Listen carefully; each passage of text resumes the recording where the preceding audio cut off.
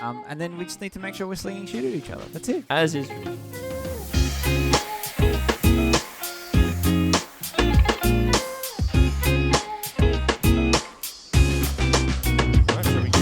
We shall. Let's do it. All right. Good evening, good morning, good afternoon, whenever you're listening to this podcast, ladies and gentlemen. Hello and welcome to the Board Game Gateway podcast. My name is Neeber and I am your host for today's podcast. And I am joined by the one, the only Mr. Damien. Hello. Hello. It's just me and you tonight. It today. is. It's tonight when we're recording this, so I'm sorry if I say that. But it's just the two of us today. You're in for an intimate little session here. Yeah, we are. For those watching on camera, we're not holding hands, but you can't see what's happening under the table. Exactly right. That's for us to know. The game of footsies shall ever be won by the person who says they are playing footsies. That's right. And so in today's episode, we are going to be having a chat about a couple of different games. This week we've been playing.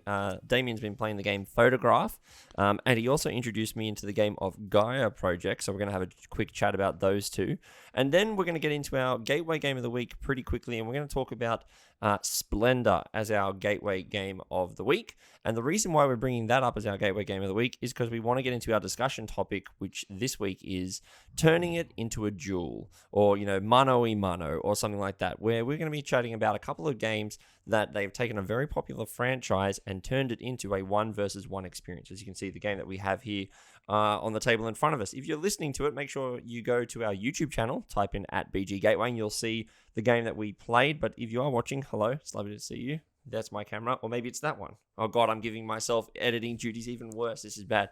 Anyway, oh God, I'm an idiot. I'm not doing it, so I don't care. That's all right. Okay, so we're going to get into the games that we've played this week. And Damien, you wanted to bring up the game Photograph. So take us through what it is and why I should care about this game. Yeah, so the game Photograph, and for those who are watching, it is this lovely little blue box. Now, it is an older game. So the game Photograph is actually designed by Saatchi & Saatchi. And published by Matago. Now, Saatchi are famous for they're a Japanese design crew, and famous for releasing sort of dinky little card games, really interesting things. Photograph, for some people out there, you may also know this as Wind the Film. But essentially what it is an actual set collection, sort of set builder style of game, where what will happen is on the board in front of you will be a series of columns of cards, and depending on the player count will depend on how many cards there are on the table. But during your turn, what you do is you declare how many cards you would like to take. The only rule is when you say, let's say you say, I'm going to take 3 cards. You can take a maximum of 3 cards. You say, I'm going to take it from this row. So I will say, so there are columns of cards. The cards are also in rows as well. And what will happen is you have to start taking from from one row, from either left or right hand side, and you start from the outside card and you work your way in. So let's say hypothetically I had 4 rows and 3 columns. 3 columns. I would say from row 3, and I say I'm going to take 2 cards. So I take the very outside card and then the next one in. Couple kickers there. The outside cards the cards on the outside columns, they are face up. The cards on the inside columns are face down. Oh, that's a piece of crap. I'm just looking at this right now. I'm looking at the rules. And I just realized that. That's the only thing you know. And again, for anyone watching at home, on the very back of the cards, there are numbers and they represent a range of values. So with the card that I'm holding up the card number 4, which is a green card. On the back, though, there is a 1 to 6. So it's in between. So you have that an range of idea. Cards. Okay. But yes. Okay. Now, what happens is that when you take these cards go to the back of your hand. Can you reorder your hand? Only once. You can, after you've collected cards, you can pick 1 card in your hand. Okay. Only 1 card. Only 1 card. Oh no, this is a Scout all over again, isn't it? It is, yes. Oh, I actually explained that wrong. Apologies, listeners. When you take the cards that go to the front of your hand, you can then rearrange 1 card from your hand, and you can put that as far to the front as you like. But then when you play cards in front of you, and you have to play the number of cards equal to that you've taken off the board. So in my example, I've taken 2 cards. You have to play 2 cards. You have to play 2 cards. The kicker is that, now granted, I've got a really easy example here. I'm playing a 4 and a 3 green. Really easy. Fantastic. But when you're playing cards, they have to be played to the same color row that you currently have in front of you. Yep. And you can't skip more than 3 numbers in a row. Okay. So this is basically gin rummy with extra set building rules. Basically, yes. Right, okay. It is exceptionally difficult. It sounds exceptionally difficult. But like in the best sort of brain burner way. It is. It's a really interesting type of game where the first time I played it with my wife, and we both looked at each other and went, this game's impossible. The second time we played it, though, it's like, okay, you then start being a little more tactful. So instead of taking 3 cards, you're taking 1 at a time. Yeah. And you're really trying to work out ways to rearrange your hand. Yep. And that's where this game really begins to shine. Once you actually begin to sort of pick up these rules and such, the game absolutely shines. We love this game. It is, because it's not your typical sort of card game, it's not a trick taker. It's definitely more an advanced set collection game. It is definitely one that is going to take a couple of goes to really pick up and really shine. But I would strongly recommend this to our listeners out there. If you can find a copy, unfortunately, it's not the easiest game to get a hold of. I had to import mine from Amazon in Germany. You are the master of finding, like I love your board game collection, because you have a lot of those games that are actually like either out of print or very good but very hard to find. And this looks like another one of those games. Looking at this game, when you said it's kind of like looking like it's an old an older game, so it's still around. The fact that if it's still around, that means, and it's actually had a re-implementation. This looks like there must be something here. I mean, looking from when you played it with Lee, your wife, do you find that you said on the second and third play you start to strategize a bit more? Yeah. Do you find that those face down cards that are in the center of the board, so like if you had a 4x4 grid, for example, you're taking from the outside in, do you find that the randomness of those inside cards actually start to mess with any of those strategies you come up with, or do you find that it can actually cause a little bit of bluffing because your opponent doesn't actually know, or your opponents don't know what it is you're actually collecting? I think it depends on the phase of the game. So early on in the game, maybe, because it's very early on, you can't see what your opponent is doing yet. Yep. And you don't know what cards you currently have. Yep. Or rather, how you're building up your tableau at that point. Okay. As you go further through the game, so once you replenish the board throughout the game, and there are certain phases where you do replenish the board, you can start to see what your opponent has. Right. And so if you see, for instance, there's a yellow card face down, it's a 1-6, but you see your opponent already has the 1, the 3, and the 5, you're thinking, well, I've got a 1 in 3 chance of that yellow card is going to be the card I need. So that there is a little bit of that as well, where you start taking chances where because you can predict a little bit better. Can I add to sets that are in front of my opponents? No. Or is it so only sets that are in front of you? Only sets in front of you. Yeah. Can I add into sets in the middle of sets, or can I only add to the end of it? You can only add to the end of it. Right. The only rule is when you start when you place your first card down, you are free to either go to the ascend or descend. Take your pick. Yep. But once you start doing that, you have to continue doing that. So the last one that I played was a 2. The next, I went 4-2. The next one after has to be a 1. It has to be a 1. Oh, yes. that sucks. And it's really funny that thing only really occurred to us in the second game, because we were starting with either trying to get a 1 or trying to get a 12. So you had more options to do. Each suit goes from 1 to 12. Yeah.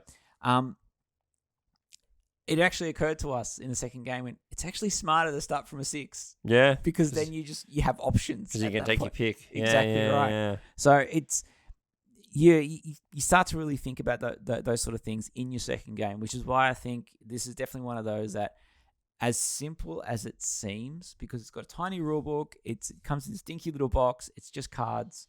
You love your little card games. I do. You do love your little card card games. You think this one could be an interesting one? It could be like an Arboretum level of card game. And for our listeners, Arboretum is another little card game where you're building a tableau. We'll talk about that in another. Absolutely. We'll talk about that in another podcast. No, this one is definitely a little more complex than that, but it's definitely worth the effort. I will admit, when you were explaining the rules at the start, it did actually. I was sitting here going, "What do you mean?" But then realistically, it's all it is there's a 4x4 grid. Let's just say, for example, take a couple of cards from that row in a specific order, and then you're not allowed to reorder your cards, and you have to put down sets based on where the cards are in your hand, and you're trying to then. I'm assuming though, can I when I'm putting cards down, do they have to be of the same color? Is that's the only other rule, or can they just be? I can pick 2 cards to put down. I just have to add them to the sets that are in front of me. Exactly right. Yes. So, right. Very so easy. there isn't that restriction that they have to be that you can only play cards of the same color on a turn. Okay. So if I'm taking, I'm assuming this game plays over multiple rounds. Are there like special like rules for different rounds, or like different scoring opportunities in different rounds, or is it the same sort of scoring every particular round, just with minor differences? The only special rule is there is a card in the game called the sunset card. What that represents is the light is going down, and again, because this is called photograph, it's the golden hour of that's photography. Exactly right. Yes.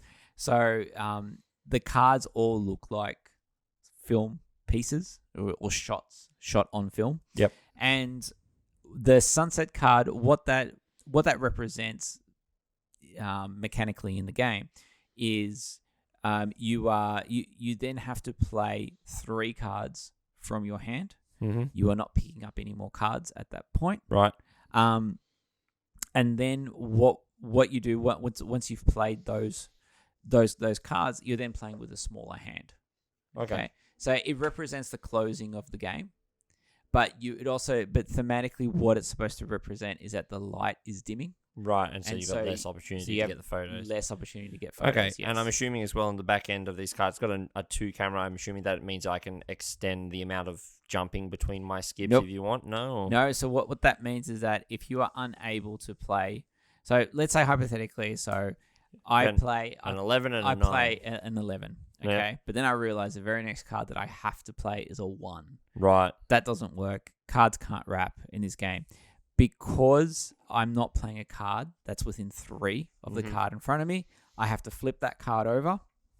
It now represents -2 to my final score. Yes. And then you can add any card after that? And then after that, you can start again. Oh, okay. So it's like that's a missed shot in your film. The thingy was bad. Okay. Yes. So there are little bonuses and such with the game that you can play with. So playing with 2 players, if you manage to get a run of 4 cards in a particular color, you get a bonus of 5 points. Yep. If you can do it in a 3 or 4 player game, it's a run of 3 cards of the same color. Okay. That doesn't seem like much, but it just proves how difficult and possibly even cutthroat this game can be. Because one thing to keep in mind is, granted, you know what numbers you have, but because on the back of the cards themselves, it shows you the color.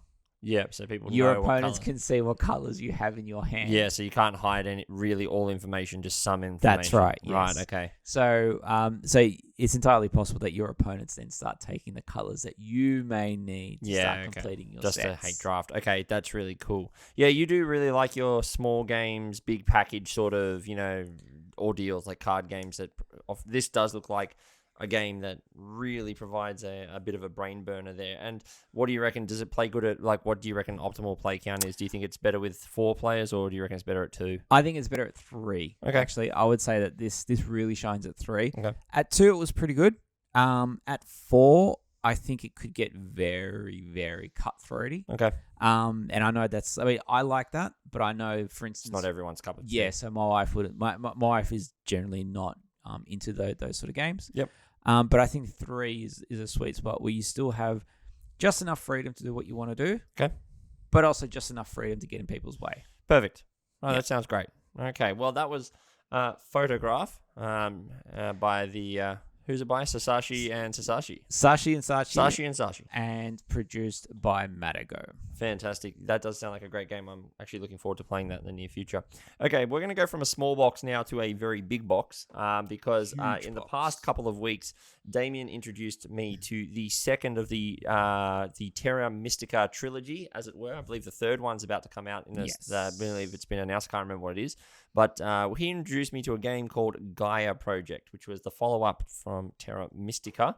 And this game is the polar opposite of a small card game. This is a big Euro-y game. Now, yes, we are a podcast about gateway games, but I do want to bring this up because we've been playing a lot of it on Board Game Arena, so much so that I actually went and bought the game, and it's actually sitting down there in my shelves at the back there.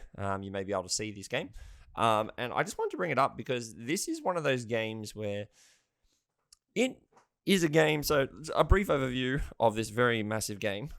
Basically, Gaia Project is a game where we are playing different asynchronous factions and alien factions, and those factions can do different things. But essentially what we're trying to do is we're trying to populate a galaxy map that gets randomized every game that we play. And using those, we are trying to build mines to get resources. We're trying to upgrade those mines into research facilities to get us different technologies. What makes this game, and on top of that, we have different things in Terra Mystica faction. We have a power system, so we have a whole second economy of these little power tokens that we're trying to charge up so that we can spend them on different things like getting resources, gold, science, these QICs, which are quantum intergalactic computers or something like that. Something like that. Can't remember what they're called, but these little green cubes. This is the most Euro-y of Euro games, and I'm underselling what this game is in the teach here because I don't want to bog you down in rules too much, but I do want to say that I am absolutely adoring this game system at the moment. Damien introduced it to me in a 1 versus 1, and I will admit I kind of got really lucky and I won that game, so much so that I was like, oh, this is actually kind of easy. It's not that easy. I got really lucky. I played a specific faction that allowed me to, I played a faction which is known in the community as the Money Chickens. I can't remember their actual name, but they're a red faction. They look like chickens, and their whole thing is about getting money and transferring that money into all these other fun resources. And so I played the Money Chickens, and I was like, yeah, this is easy. And I ended up figuring out a little engine that worked really well. In my second game that I played against some random people, I got absolutely decimated to the point where I was like, I think in our first game, I won it was 95 to maybe 78 or something like that. Relatively close, enough that you were I stuffed up my starting and I was like, yeah, okay, but I wonder how different that would be. I played a second game where the guy, I showed you the points. Yeah. He won. It was 240 and I was on 63 and I'm like, what happened? I have no idea how we got so good. It's worth saying to our listeners that Gaia Project is, as you said, it's a heavy game. This is not a simple. I say it is simple to understand, but there's a lot of interacting systems that you have to understand. I would recommend to our listeners though to especially those who are inclined to jump on BGA, please check it out. It's actually a very good implementation. I actually really enjoyed it. It is a really good implementation of the game, but the reason why I would say it is that Gaia Project definitely, if you are interested, it's sort of in economy-based games. Gaia Project definitely has that in spades. It will take a few games to get a feel for it. It will take even more games to understand why it's important to have a particular type of planet close to another one for the faction that you've chosen. And and absolutely, the reason why that and the reason why you do have players out there that are that good is because this is also one of those forever games for some players out there. Yep. I know one person, he's a friend of mine who I work with. This is the only game he plays. In fact, he plays it competitively. He is going to Vegas to play this competitively. He is very, very good. Yeah, he's also the person who taught me how to play. And I am nowhere near as good as him. But the point I'm trying to make here is that it is incredibly well refined. Yeah. It is so well balanced. Yeah. And it is just tight when you're playing it with other experienced people. and it is definitely worth the learning curve. I strongly believe that, and I know again, it's definitely not a gateway game. No, it's not. It's not, but if anyone is even slightly inclined to consider it, I would strongly recommend. See, the reason why I wanted to bring this up is because obviously this is the section of our podcast where we talk about what we've been playing over this week, and it is a very heavy game. But I do want to say to people, when we say heavy games, what we generally tend to mean is that these games have something that we can crunch our brain on.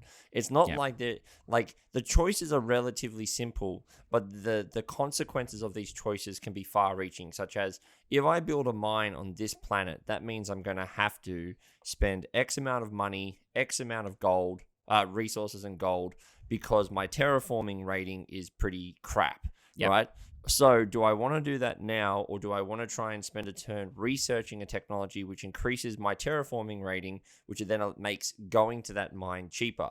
But if I do that, will Damien get there first because he's encroaching on my territory? So when we talk about heavy games, that's people can hear that white noise going when I'm talking about that stuff. But that's generally what we mean when we talk about heavy games. It's not if I go here, Damien will go here.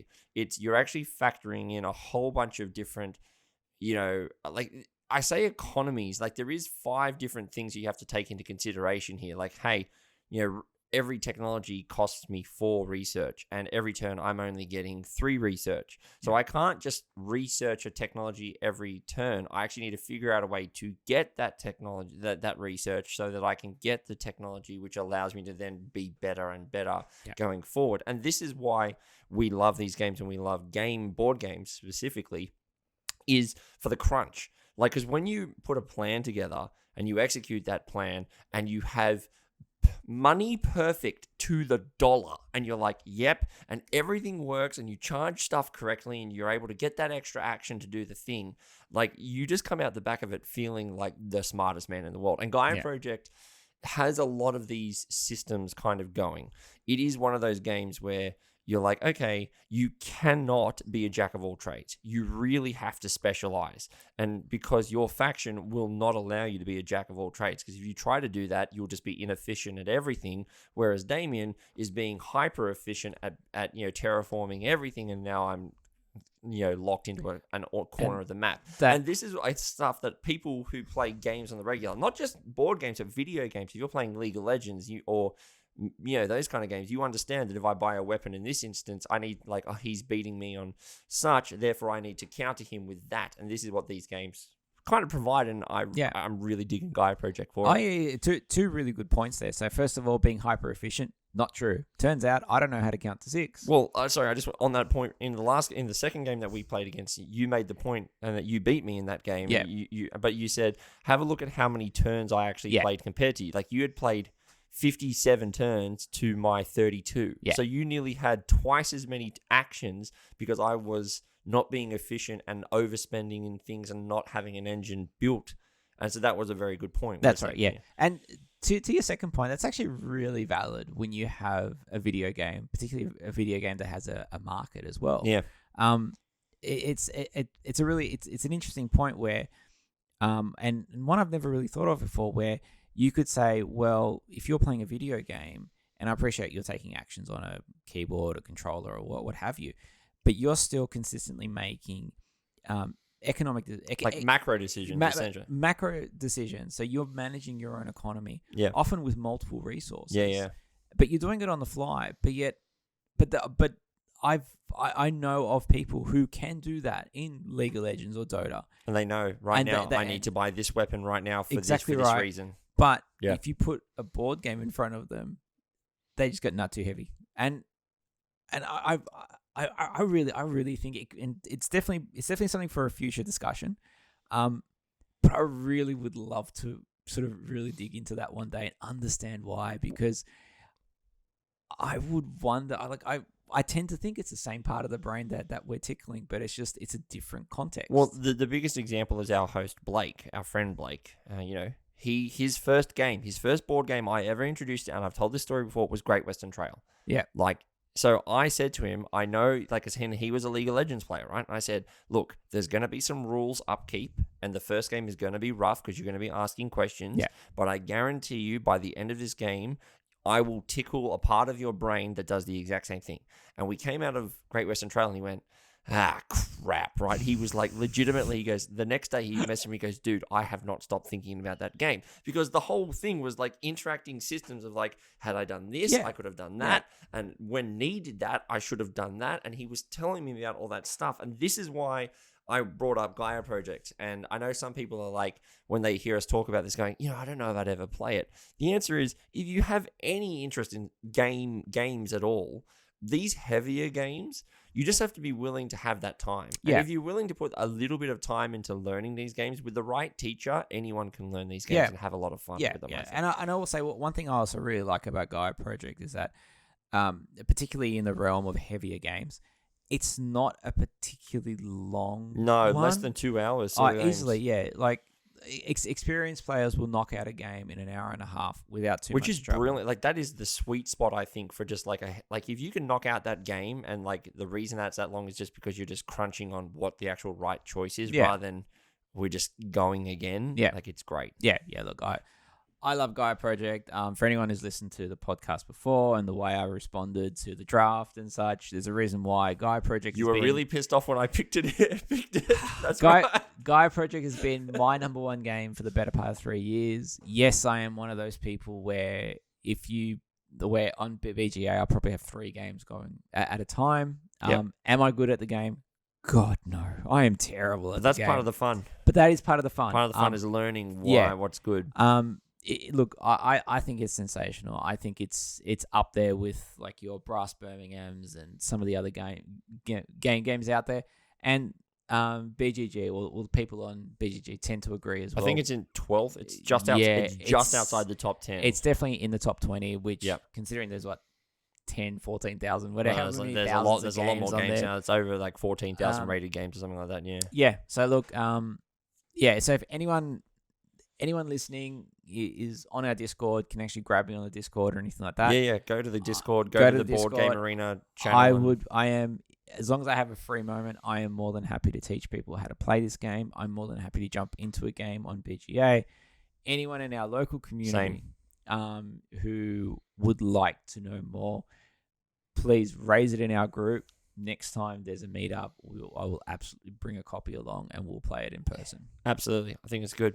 Anyway, that was Gaia Project. I think we need to move on from it. I did want to bring it up because I've kind of fallen in love with it a little bit based on the game. But we won't continue with that anymore. We're going to move on to our next game, and we're going to move on now into our gateway game of the week and our discussion topic straight away. So for those of you who are watching the podcast on YouTube, you'll see on the table in front of us set up, or at least in the box form at the moment, we have Wonders Duel, Splendor Duel. And before I'm giving away what we're going to be talking about as a couple of our discussion games. But before we get to the dual copy of Splendor, we would like to chat about Splendor as our gateway game of the week. Splendor, for those of you who don't know what it is one of the best-selling games of all time. I believe it's like second or third best-selling times behind Ticket to Ride, but it is what is affectionately known as the granddaddy of engine builders, essentially. Engine builders, set collection. I'd call it the granddaddy of engine builders. The way that this game works is very simple, is that there is 5 different jewels, gems that you can collect. They're in different colors: white, blue, green, red, and black. Those are the 5 colors. They're just different gems. Then all you need to do is then there's also a gold one, which is your wild card.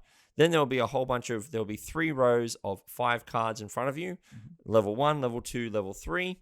And from level 2, it's the first one to get to 20 points. Yep. Now, the way that you get to 20 points is some of these cards have point values worth on them. And all you need to do is say, one card will say you need to collect 3 green gems, 4 red gems, and 1 white gem. And this card is worth 4 victory points. So if you were able to collect that, you're already 1/5 of the way to victory. Yep. First one to get to 20, that triggers the last round. Person with the most amount of points wins. There's also a couple of like king and queen cards at the top. These are very specialized ones where only one person can buy it. And generally they're like, you need to have 6 of one color, 6 of another, and 6 of a third color. And that's generally pretty hard to do. There's a couple of caveats. On your turn, you can either do one of two things. You can pick up to two colors of two of the same token, or three different tokens. Yep. You're allowed to have a maximum of 7 tokens in your hand in Splendor. And if those of you doing quick math, you'll hear, well, I can only have 7 tokens. Well, how am I supposed to have a card that's worth 18 different tokens on the board? Very good question. What happens is these level 1 and level 2 cards and even level 3 cards, they're not only just worth points, they are worth resources that you can spend on future cards. So you need to balance this game in saying, well, this turn I'm going to take some gems because I'd like to buy that card, which could be a red card in this instance. Buying that red card then means every single red card from this point onwards is now cheaper because I have one red gem card in front of me. Therefore, I don't need to get the tokens to buy it. The final bit of this game is that there are a couple of, like, you can, the gold card, the gold tokens, the gold resource, you can only get that by reserving a card and saying, you know what, that card looks really cool. I'm going to reserve it and no one else can actually try and buy that card. And when I do that, I get a gold token. You can only have 3 cards reserved at any one time. And once you can only get rid of them by completing them. Yes. So you're basically committing to finishing that card. And if you don't, too bad, your hand is full. You have to complete it if you change midway. That's the game. The game is literally, do I want to take 2 of one color, 3 of different colors, or do I want to buy a card or reserve a card? Yeah. So yeah. Yes. It's that simple. Yeah. Damien, you've played it a few times. I've played it quite a lot. There's a very big BGA community that plays it, and I've played a lot on there too. I really dig Splendor. It's not my favorite game, but for what it is, it's such a simple concept to say to people of like, hey, take some tokens, buy a card. Yeah. And then that card make you cheaper for more cards. Yeah. So set collections games are not typically my favorite type of games. Mm-hmm. So Splendor, like I said, I've played it a few times. Played it a while ago. I'm not going to say it fell flat. I just thought it was fine. But I got it. I understood. It's very simple. It is, yeah. And that's not a detriment to it. That's the game knows what it is. It is literally the reason why we picked it as our gateway game of the week. I think at the time when I was playing it, it was very early, sort of me getting back into the hobby, trying to get my wife and my sisters playing as well.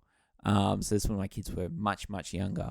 And I think if I remember right, instead of Splendor, I actually ended up picking Century Spice Road. Yes, which is a very similar. Which basically someone took the central concept of Splendor and said, let's add a little bit more. Yeah, excuse the pun, some spice onto it. Yeah, and the thing is, and that one hit, and so we just tended to play that one more. That's pretty much it for set collection. And sort of like, again, it also has that little bit of recipe fulfillment, just like I spoke about last week with Potion Explosion. And again, as anyone who was listening last week, how excited I got talking about Potion Explosion, that has not changed. We've always loved that game. And again, it's that tactility. You've got the marbles, you've got the clinking stuff down. Now, I will say, that is one thing I do love about, and I'm going to jump ahead a little bit here, but the Splendor Duel version, it's that. And for anyone who can hear, that's like, there are ways. Well, the actual Splendor, the original Splendor actually had poker chip tokens as well. Did it? I believe it did, yeah, because it was the idea of that you wanted to be able to stack them so you could have this pile. The copy I had, it was like this crappy plastic tokens. It must have been a second edition or something, because the one that I've played or maybe it was an upgrade, but someone upgraded them to have poker chips. But it fit in the box, so I don't... But and that's what I think about Splendor, which is, I will say, one of the things the initial problems that I had with Splendor when I first played it was that I felt like the engine building was slow, because it felt like I wanted to get more cards than I would have had early in the game. Yeah. It almost feels like it needs what like Terraforming Mars Prelude did for Terraforming Mars, which is just give me 3 level 1 cards to have a little bit of a bonus. Therefore, I can then start, maybe speed up the initial sequence of the game, because now I've got some stuff. Maybe that could be something that would fix my initial problems, because it does feel like at the start of the game, I've got nothing. All I can do is select tokens, and then it feels like maybe 6 turns go by before I can buy a couple of cards. But then once it ramps and you've got enough and you start realizing, oh, there's a crap ton of white jewels out there, I should probably take a lot of white. The other thing about it is that you can starve the market because there's only 7 of each token of each color. So if everyone takes the whites and you just can't take any more white tokens, you have to wait till people spend them to put them back in this central market. So there is some tactics here, and this, it is popular enough that it has made it to the Targets of the world. And that's the thing. Like this, you can tell when a game is popular enough when your mum, the big retailers decide to stock it. Like here in Australia, we have Kmart, and Target. Those ones, they actually stock Splendor, both of them. Yep. And that's how you know a game is big enough, if it's selling enough that the big retailers will put it on their shelves. Yeah, I will say that is one thing that Splendor always had, as well, was that the way you could be tactful and you could starve the market of certain resources. And again, just to go back to my previous example, it was harder to do that. Yes. In something like Century Spice Road or Century Golem, depending which edition you've got. Yep. Just because there was just an abundance of every single type of resource. Yeah. The other thing that I found with Splendor, and this is not a shot at the game, I found though you were either someone who knew the game or someone who just got absolutely pummeled because you just didn't see the matrix. And that was what caused me to bounce off the game again recently. So at work, we had a bunch of guys who they love playing sort of your Dominions, and there are a number of other games we play online. And I suggested, let's play something else. And through a few ideas went out, and eventually Splendor was decided upon. They said, do you want to give it a go? And I said, look, I haven't played it in years. Let's go.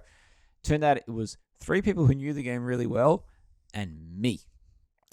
And could you see the Matrix? No. The game was over very quickly, and I came very last. Yeah, look, I don't really like the game at more than 3. I think at 4, it really slows down. Yeah. The amount of downtime, because it's either pick a tile or not. And then sometimes if people are just taking cards because they've got an engine going, you just feel like you're just sitting behind. But I do want to stress, and I want to start transitioning this right now into our discussion topic, which is that people have probably had that same sort of gripe.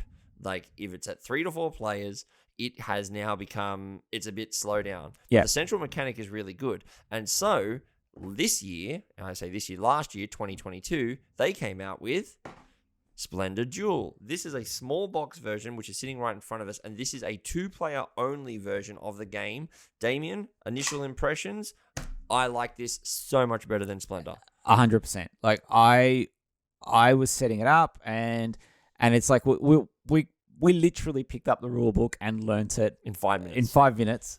Yes, it helps. We had some experience playing Splendor, yes. But that probably shaved 5 minutes off the teach. So max. We'll call it a 10-minute teach. And it's really good. It's really good. It's really good. Just little things such as now there are pearls in there. So they've added another resource. But there's only 2 of them in the entirety of the game. Yep. So you have yet another resource similar to gold, but you can pick them up like as you do with your other gems. But there's so few of them on the board that it's very easy to starve the other player. Yeah, so let's have a quick chat about what the main differences between Splendor Duel and Splendor. Let's just do that so people understand what we're talking about here, which is the main mechanic is still the same. Picking gems and trying to fulfill recipes and buying cards. But the way that it works now is that there's a central board that you can see in front of us that's a 5x5 grid. Yep. And there are 25 tokens only. 5 of each of the resources, and then there's 3 wild golds, and 2 pearls. 2 pearls, yeah. So that gives you the 25. On your turn, you can either take up to 3 different resources, but they have to be in orthogonal or like adjacent, either orthogonally or diagonally. Take your pick, but you cannot pick gold. You cannot take gold, and if you take 2 pearls or 3 of the same color of resource, there's an extra these things called privilege tokens. Basically, give your opponent a bonus action for free, right? the central mechanic is now, but then the same win condition is still there, but now they've added a couple of little wrinkles, which is Yep. it can either be first to 20 points, like regular Splendor, or they've added these crowns, which also give you essentially, first to 10 crowns is the winner. Crowns can also get you the what are essentially the king and queen cards that give you some extra actions, which are pretty cool. Also some victory points. Yep. Or a really cool thing, you can win how you won, which is if you can collect 10 points of a single color, congratulations, you've just won the game, which is what you did. You got the gray cards and you went 11 points and got the win there. So to come back to the pearl icons, the fact that there's only 2 of them in the whole deck and everything from like level 2 upwards requires you to have those pearl cards. I don't think there was maybe there was 2 cards. Honestly, I'm flicking through the tier 2 deck now, and I think basically I think there's 5 or 6 cards in here that don't have pearls on it, but they have an extraordinary amount of but other. That's tokens right, yeah. But they will have a crazy number of other tokens in there, and that's out of all that for anyone who's watching at home. Honestly, the pearls, Nee purposely took that strategy throughout the game. It took me a turn to realize what he was doing.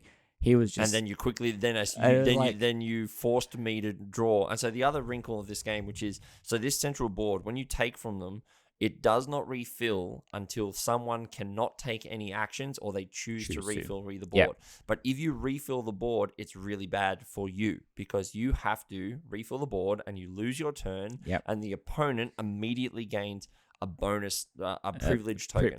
Those privilege tokens they give you a bonus action. Just take a gold or refill the board for free, which we didn't do. But thinking about this now, which is that if you can refill the board for free, then get first pick is very strong.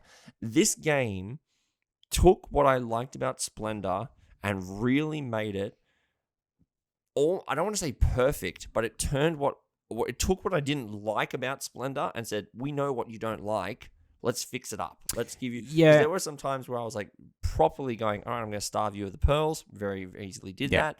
And then we also had this game where I was like, okay, well, I'm just going to do a couple of things here, such as I'm going to let you, because you had no privilege tokens, I'm going to let you refill the board. Yeah.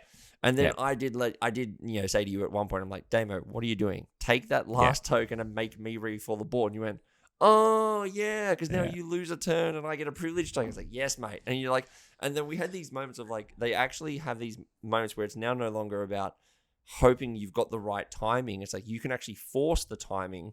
Because even little things like the little cards have got some powers, such as you can take an immediate second turn, you can steal a token from your friend, you can get a wild card, etc., etc. I think all those little things also fix the other thing that I didn't like about Splendor. Splendor can definitely enter almost this stalemate mode, where it's just people are just taking one token off the board, and then you go, all right, your turn. Yeah, and that can especially happen in 3 and 4 player games. Yes. Especially if you're playing with people who appreciate, well, if I take these tokens from this particular position, therefore it makes it harder for you to get chains of tokens. Exactly. And so you force people to just take one token at a time. And when you have a recipe fulfillment game that potentially could have a requirement of 9, 10, 11, 12 different gems, and you're pulling one gem off the board at a time, it can make it seem very slow. Makes it seem very slow. Here, however, because you have these privilege tokens that will give you free actions, because you have the ability to fulfill recipes or claim cards that have these additional abilities, because you also can leverage those to then either claim other cards, as you can do in regular Splendor, or use these to claim some of the members of the royal members, the resource cards and whatnot. Yeah, these are the royal members, which they're one-offs. They are one-offs, but and you can only take 2 of them throughout the whole game as well. So you have to choose when you want to go for them. You can say aim to go for 3. Take a crown strategy. The moment you have 3 crowns, you grab this royal, which immediately lets you take a second turn. You take your second turn. You then have a look and go, oh, wow, I can then afford this other card, which then has, you know what? Yet another turn action on it. You get to go again. Yeah. You can spend your privilegem token to immediately refill the board and then have your pick of the gems, which is things so you can the do. fact that this allows you to combo really intelligently, it fixes that slowdown that I think traditional Splendor has, and I really like this. Yeah, I'm also thinking about the fact that you won the game by having 2 grey cards, one that's a 5 and one was worth a 6, and I'm only legitimately right now realizing I could have taken one of the gold things off the board, because the only way that you can reserve a card in this game is by taking a gold token from the board and then reserving a card to your hand. And I should have done that. I should have noted that there's a grey 6 there and you had a grey 5 in your hand. If you got that, you would have won the game, which you did. And so, like, I could have very easily gone, you know what? I'm not going to allow him to do that. I'll reserve it, not because I think I can finish it, but specifically to not allow you to win. And in saying that, that fixes up the other thing. I think the last thing that I struggle with a number of larger recipe fulfillment games. Again, going back to Potion Explosion, you've only got 2 potions to worry about on all of your opponent's boards. 4 opponents, 5 if you have the expansion. With Splendor, when you have a look at all of the gems that they've collected, if you've got 3-4 people at the table, you're trying to worry about what you're aiming for, but then you're also looking at all of your opponents and going, so they've got all these gems, what are they possibly aiming for? And I struggle to I'm the same. I don't normally. That. Yeah, I couldn't do it. Now, again, people I've played with, they obviously can, and they knew exactly what was going on. Me, I'm a troglodyte. I've got no idea what's going on. However, in Duel, I found it a lot easier to just look across the table and go, Nee, what are you going after? And then looking at the board, he had a lot of greens. Yeah. Okay, I think I know what he's going after. That brings in an element of strategy in it's such a simple game. Yeah. I loved it. I got to say that the playing time as well is about the same as a regular game of Splendor. I'd argue it was less. It was a bit less. Like at a 3, look, if you're playing 2 or 3 player Splendor, it's about the same. If you're playing 4 player Splendor, this is definitely less, right? Faster. But I have played games of Splendor that have gone very short because people just like take their turns very quickly and get it going. But this game, because it's just one, they're like, you're always up next. You're always next. So you're always looking at the board. And because at most, I don't even think either of us took 3 turns in a row. At maximum, we only ever took 2 turns in a row. Yeah. But because of that, it means that the board state doesn't have a lot of variability in between turns. So what I do care what you do, because it's not as if you're going to ruin my turn 3 times in a row. I can be like, please don't do that. You didn't do that. Great. I can do the thing that I want to do, and away we go.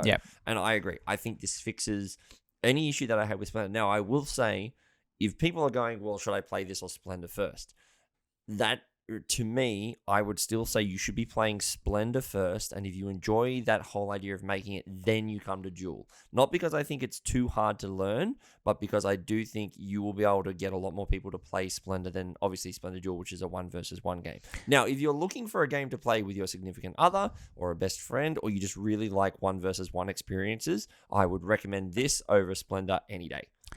And this is where this is where I disagree with you. I would take Splendor Duel any day of the week in general.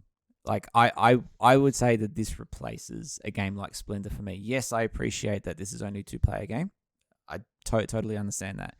But I really think that if you just want a pared down Splendor experience, particularly as a first game, so if you're trying to get a feel for what set collection and recipe fulfillment is on offer via Splendor, I really do think you could take the Splendor Duel game, eliminate all the extra icons, just ignore them for now. For your first game, just ignore them. Just focus on. Don't worry about the crowns. Just try and get 20 points. Trying to get 20 points. Yeah. I really think you could do that with this game. Now, again, that's not within the rule set of the game. This is just something that I'm suggesting as a first game if you're really trying to get a feel for it. Just because this is in a tiny box, it's a small board, it's 2 people sitting at the table, there's minimal slowdown. It's a lot easier to grok everything in front of you because everything is just that much smaller, that much simpler. Yeah. Because of that, I tend to believe that this is the way to go. Yep. However, like you said, if it's unlikely that 2-player games are your thing and it's really going to be a 3-player game, absolutely. If you're looking for something of this ilk, Splendor is a great game, and there's a reason why it's been around forever. Look, and I agree with you in the sense that I would rather play Splendor Duel over Splendor, but I just know that if people are wondering, if you think you're going to be playing more 3-player games than 2, then you got to go Splendor. But if you think that you want to play it with your significant other, or you're just a friend, or you think you're into 2-player games, this is one that you could actually get. We talked about you could be very cutthroat with each other. Yeah. Very cutthroat, and actually go hate draft on each other and reserve cards you know that they want, and there's a lot that could be done here. And just in reference to that, I mean, I appreciate, yes, you can do a lot of that in vanilla Splendor, but it takes longer to get to that. Whereas this felt like from turn 3, I was like, oh, I've already got 10 tokens in front of me. I'm like, oh, great. And on top of that, already from that point, if you choose to maybe a little bit cut off your nose in spite of your face, you can leave the board in a state where you're forcing your opponent to take inefficient actions. And what I mean by that is, because you can take up to 3 gems, you typically want to be taking 3 gems at a time. Absolutely. And because your hand limit is 10, not 7. That's right. Which is great. But you can cut up the board in certain ways so that your opponent looks at it and goes, damn it, I need 2. The only thing I can take is 2 at or best. 1. Or 1 in where some you took cases. 1 a couple of times just to get that gem. Yeah, that's it. Yeah. So, look, again, I appreciate it's been a while between drinks for me with regards to Splendor, but I have played it. I know what my initial thoughts of it were, but for me to play this and walk away going, I need to buy this game. I really think this game's a winner. I really, really do. I really think it's really good too. And for a very light, small box experience, it packs a lot of punch. We played it in less than half an hour, and it was really good. Absolutely. Now, we do want to talk about 2 other games to close out the podcast in the same vein, which is there is a trend that's been going on for a few years, which is basically taking the big games. This is not the first, and it's certainly not the last. There's a few more coming out next year. I know Tokiado Duel is in preview at the moment. It's about to be released at the end of this year. Sobek 2-player came out Sobek recently. 2-player, which we played the other week on Board Game Arena, and the one that we wanted to talk about tonight, which is 7 Wonders and 7 Wonders Duel. Now, 7 Wonders I'm not going to spend a lot of time on, because 7 Wonders is a very simple game as well. It is a gateway game. It is a card drafting game with up to 7 players. It's a game of like building the best civilization, and you basically have a hand of cards, draw a card, play it in front of you, and then you have resources. Those resources allow you to build things. You're just trying to get the most amount of victory points. You're trying to beat your friends at war, maybe get more science than them with set collection, stuff like that. It's a jumbled, I say it's a bit of a jumbled mess, because at the higher player counts, you really only care about 2 people, the person on your left and the person on your right. Because cards start to become duplicated. There's not a lot of cards you're going to get. A whole bunch of this stuff that happens, right? I actually kind of like 7 Wonders, and I own it, but it is on my potentially to be sold pile, because it's never going to make the table again. However, one of my favorite game experiences is its duel. It's 2-play is 7 Wonders Duel. And 7 Wonders Duel basically takes the same idea of like we're civilization building, except now it makes it a one-on-one experience where you are directly affecting your opponent, because what I get, you don't get. And then there's also a couple of other like instant win conditions. So the way that the drafting works is that there's like a mini pyramid and a couple of other cool little designs. So tasty, that pyramid. Oh, it's so good. And you're only allowed to take face-up cards that have no other cards on top of it, so you can clearly take the card. There's a row that's face-up. There are some that are face-down, so there's some hidden information. You're trying to do that. I'm not going to talk about the expansions, Pantheon or Agora, but I do think the Pantheon expansion makes this game honestly one of my favorite. It's my 3rd favorite game of all time. 7 Wonders Duel. It goes Twilight Imperium, Brass Birmingham, followed by 7 Wonders Duel, and I stick by that. It's how much I love that game. With the Pantheon expansion, but 7 Wonders Duel. You want to get the most amount of points. You can do that. We're trying to build, up to 7 Wonders. We have 4 each, and only 7 of them can be made. So you want to have your 4 made and not 3. But there are 2 instant win conditions, which is if I can collect 6 individual science tokens, I immediately win because I'm smarty pants. Or no, it's 6. 6? It is 6. 6. There's look, I'm not going to doubt you. Damien put it out. He's like, isn't it 5? I'm like, no, it's 6. No. I thought it was 7. No, it's 6. Okay. And then or you can move your war token to the victory spot, and so it means that you've advanced your army into their civilization and they died. Now, that fixes so many things about base Seven Wonders, because it's like, I need to keep you in check on multiple things. I can't just let you go. I can't discard war, which you kind of can do in original Seven Wonders. Here, you cannot, because it's like, I have lost too many games where I've just gone, you know what, I'll just defend and I'll hold at the end. Yeah. I was like, nope, they've just gotten too strong, and all the timing. Damo, what do you think of these games? I mean, I'm blushing a bit and gushing a bit over it at the moment. What do you think of the two? Oh, look, so starting with Seven Wonders. So Seven Wonders. When I mentioned with Splendor trying to grok your other players, Seven Wonders, funnily enough, fixes that, but not in a good way. Because, like you said, you only care about the two people sitting either side of you. You literally do not care what is happening across the table. No, I do not care. Maybe I'm just like, oh, all the yellow cards are over there, so maybe I'm not going to get any. Exactly yellow, right. Maybe. Like that's really it.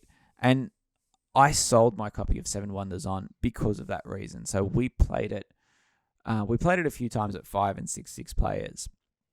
And granted, they are different games, but we ended up always playing Cosmic Encounter. Look, different games, and I'll talk about that a different time. But the reason being, not just because we preferred Cosmic, but because of that experience with Seven Wonders, there wasn't much interaction going on, and for such a large group game, it seems strange to us, and we really like our high interaction games. Or at least something that allows me to look at you and go, oh, that sucks that you took that thing from me, or etc. Yeah. Seven Wonders Duel, I sold my copy not because I thought it was a bad game, but because I only played it on Board Game Arena. I've played so many games on BGA about it too. And it's just because it was like my kids didn't really get into it, my wife didn't like it, and so I just played it with friends on BGA, so there was no point in me holding on to my copy. But I love Seven Wonders Duel because of that pyramid. Yep. So one thing that Nate didn't explain, so with this pyramid of cards that you have in Seven Wonders Duel, not all the cards are turned face up. Yeah, every second row is face down. Every second row is face down. And so you have this whole thing where you go, I don't know if I don't know if I want that card. But you know what? I think I want the visible card just that little bit more than the face down card, just to force you to take that face down card, or I'm going to force you to take that card so you create an opening so that I can get the card that I do want. Which in the third age is the worst, because if you're like, I know that I'm winning on military right now, and I cannot see a lot of military cards face up. Not every card in the age is playable. I think 2 are not played every age. Yeah. However, if I know that there are some military cards around here, mate, I'm going to force you to take cards that open up these face down cards. You have to take the risk of whether or not that's actually going to be bad for you or not. Yeah, so it's very I was going to say chess-like. It's not true. It's more checkers-like, and it's not to diminish the game in any way. But what I mean like that, I said, so imagine you have a board in front of you with checkers pieces on there. Excuse me. You're excused. And you can basically see what moves are available for both you and your opponent, and you can actually picture. And you can force them to take a move based on that. Take certain moves and things like that. So because of that, I really love the game where you could turn around to your opponent and say, look, I'm going to take this card. That means you're going to take that one, which means then I'm going to take this one, which means you're forced to take that one, which then opens up the last science card, and I win the game from there. And you can plan that out a few times, especially when you're in those last ages. Yeah. And it's great when you're with so I'll play this via Discord, for instance, with a friend of mine who I work with, and he just drives him insane when we have these conversations, and he looks at the board and just goes, I've lost. I can't win. Yeah. And there's a whole row of cards. And it happens all the time. Yeah, and he goes, I can't win. Yeah, look, this game, you mentioned that your wife didn't really land with your wife. This is one of those games that where my wife actually, like, at the start, I wasn't playing as hard as I could against her. Now, it is in my copy, in my collection. I 3D printed an insert because I had the Pantheon expansion as well. And I've said to her, Georgie, my wife, I've said, the biggest compliment that I can give to you at the moment is that I have to play properly now. If I otherwise you just will win. Yeah. Like I said to her, I'm winning now because I have to play properly, but because if I don't, you're smart enough and know the game enough now that if I don't, you will just win the game. And that's not fun for you. And she's actually beaten me a few times where she goes, yes, got you, right? And like, it's one of her highlights when she has beaten me at Seven Wonders Duel. I will say, so there are a couple of wonders in the game, right? And the wonders do give you things like they can give you extra turns, a very extra turns, some bonus science pogs that give you things such as, instead of paying money to the bank, you have to pay money to me if you need it, which is very powerful. Things like just giving you victory points, etc. Now, I will briefly mention that Seven Wonders Pantheon, which is its first expansion, I think fixes any issue that I have with that of like I can count the victory. It means that I find that in the Seven Wonders Duel base game, it is actually very hard to get a military victory if you have two people, or a science victory for that matter. However, in Pantheon, I'm not going to explain it too much, but they bring in gods, and those gods give you extra powers and give you abilities to actually really hone in these combos and plan strategies that maybe you have to account for. I do think the game, it fixes any issues with that, where being able to like go, I can't stop you from winning here. But it does mean that you can have more surprise wins where someone pulls out a god card, which allows them to do something, which then in terms you may not have necessarily planned for. So you take this good and the bad, which of, do you want to have more combo abilities or do you want to have a more tight-knit thing? Now, Seven Wonders Duel at its base game is such a good game. Yeah. It is so tight. It is very, very hard to get those individual wins, but if you can sneak them, well done. You got your domination victory or your science victory. Yeah. It's very hard to do. One thing I will say, and bringing it sort of back to like the topic of comparing, to looking at games where they have taken the base of the original game and turning it into a dual game, and comparing them in within context of sort of like Seven Wonders versus, or what they did with Seven Wonders versus what they've done with Splendor. What I will say, Seven Wonders Duel, for me, is nothing like Seven Wonders. No, it's a completely different game. Whereas I will say with Splendor Duel, it still felt like Splendor. It just felt like a more refined, faster version of Splendor. Yeah, no, I agree. 100%. So I actually think that what they've done with Splendor is a better representation of that. Yes.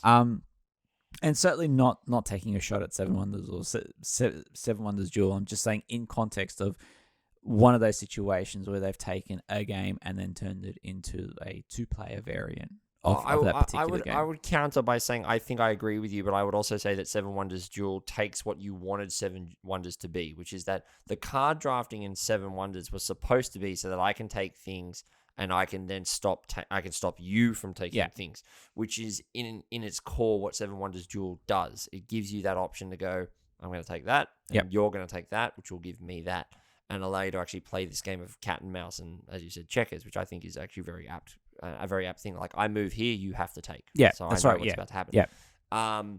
But I am very interested in, like, I really like the fact that designers are doing this now. That they are actually taking these core experiences, like Tokiado Duel is actually on my wish list because I love the base game of Tokiado. I know some people think you need to play with the expansions. I get that.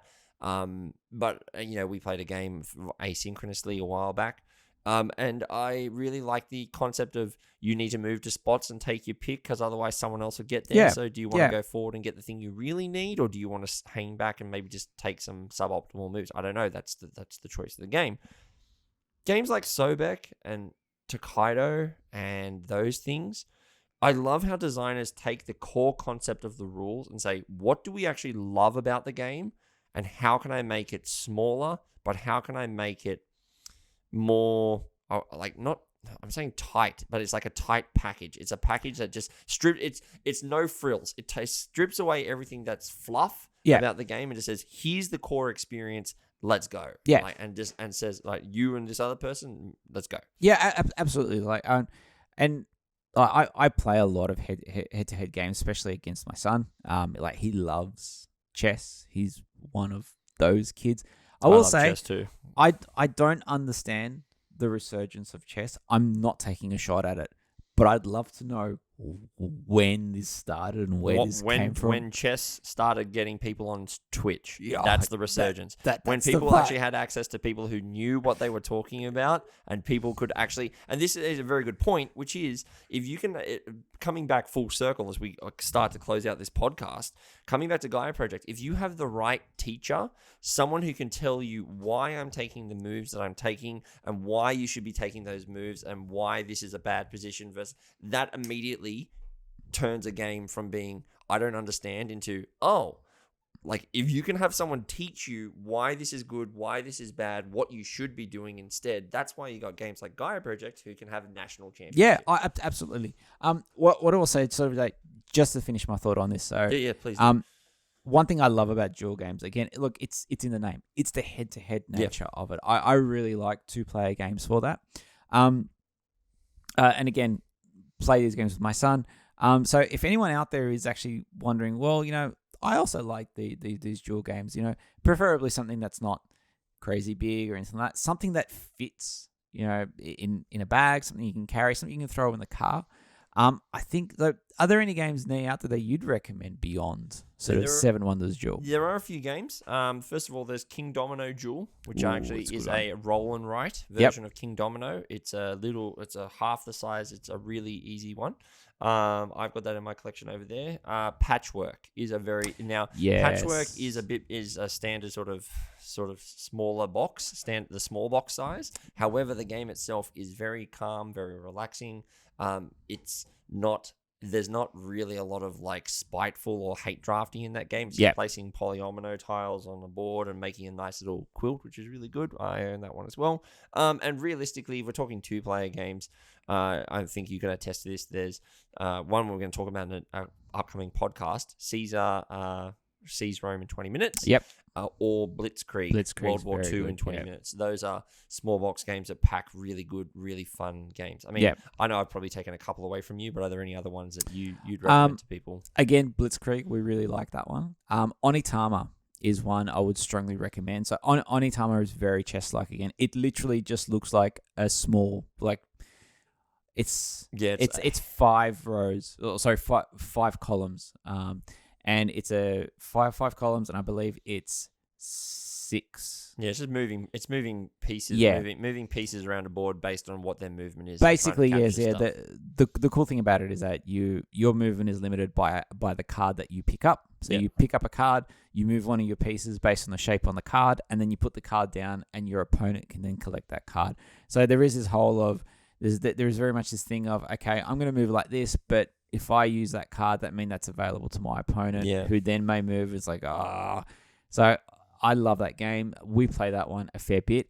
Can is another one as well. We talked about that in a previous podcast with myself and Ralph. Royal Visit as well as Royal Visit. There's a lot of two-player games out there. War Chest is a good one. We're not talking about games that specifically are the 7, like the dual version of games, but honestly, there are so many more games coming out at the moment of these ones that it's not a trend that we see stopping at the moment. In fact, this tends to be what they do is because they love this because it takes a known IP in the gaming scene, which is well sold, well known, and then is able to then off the back of that success go, well, if you like this game, we'll give you a tight-knit two-player head-to-head version of it. And a lot of people love it. I mean, Splendor Duel is in the running for quite a few Game of the Year awards. In fact, our friends at the Board Game Barbecue, they've got it on their Best Light Game for 2022. It's a nominee, so congratulations to Splendor Duel for that.